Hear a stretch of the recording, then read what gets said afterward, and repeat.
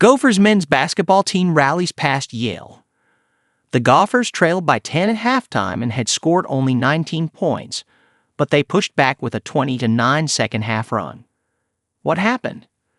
Gophers coach Ben Johnson trusted that if he put the ball in the hands of his best player late Saturday, he would live with the result, and Dawson Garcia delivered.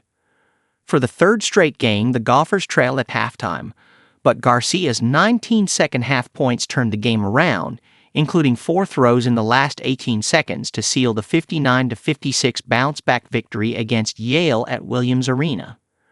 To be able to respond the way we did is a step in the right direction, Johnson said. Bio Casiga already.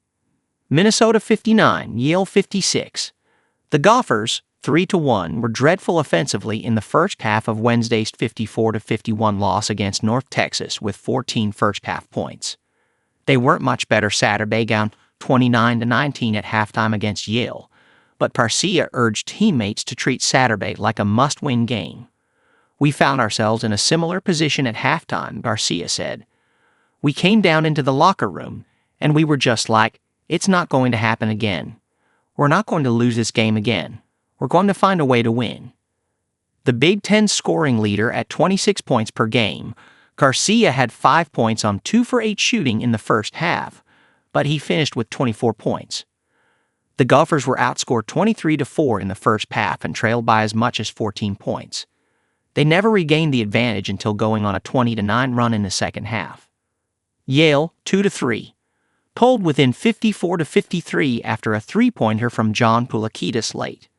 The Gophers were scoreless from the field in the final 2:49, but shot 5 for 6 on free throws to finish. They also held Yale to 36% shooting in the second half. What does it mean? The Gophers were the worst scoring offense in the Big Ten at 66.3 points per game through 3 games, but they arguably took a step offensively Saturday. One of only a few Big Ten teams without at least 2 players scoring in double figures on average, the Gophers needed to find a consistent scorer other than Garcia. Brennan Rigsby had a season-high 15 points. Lucy Patterson had 6 assists for the Gophers, who only had 3 turnovers for the game. Yale beat Auburn in the NCAA tournament first round last season. The Bulldogs were competitive in a 92-84 loss at Purdue this season, so the Gophers passed arguably their toughest test yet without playing nearly their best basketball. The hardest part is we all want it now, Johnson said, but it's just such a work in progress. We just need to get game reps for guys to get comfortable. MVP.